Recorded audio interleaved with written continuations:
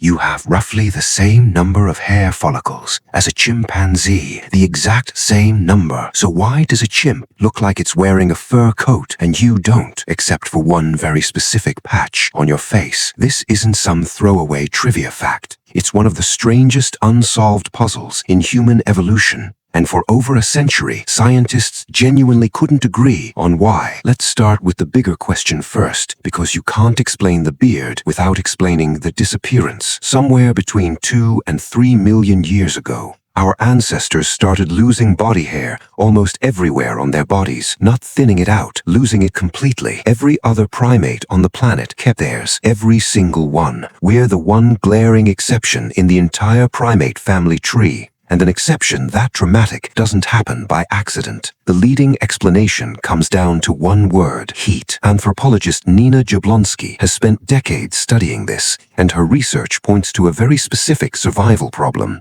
Early humans were becoming persistence hunters, not ambush predators, but endurance predators, chasing prey for hours across open, blistering grassland until the animal simply collapsed from heat exhaustion. But running for hours under the African sun creates a brutal trade-off. Heat exhaustion kills faster than starvation does, and thick body hair traps heat exactly when your body desperately needs to release it. So the body made a deal. It traded fur for sweat glands. Humans have more sweat glands per square inch of skin than almost any other mammal alive. Millions of them. Fur physically blocks sweat from evaporating efficiently. Lose the fur, and suddenly your built-in cooling system works at full power. That theory explains the disappearance, but it creates an even bigger problem for the beard. If losing hair was purely about survival, why did one patch stay behind? Here's where it gets interesting. The face isn't a random exception, it's a deliberate one. Look at exactly where humans kept meaningful hair: the scalp, to shield the skull from direct sun, the eyebrows and eyelashes, to keep sweat and debris out of the eyes, and on men specifically, the lower face and jaw. That last one breaks the cooling theory completely. A beard doesn't help you run faster or sweat more efficiently. If anything, it works against you, trapping heat right where major blood vessels sit close to the skin's surface. So if temperature regulation explains why we lost fur everywhere else,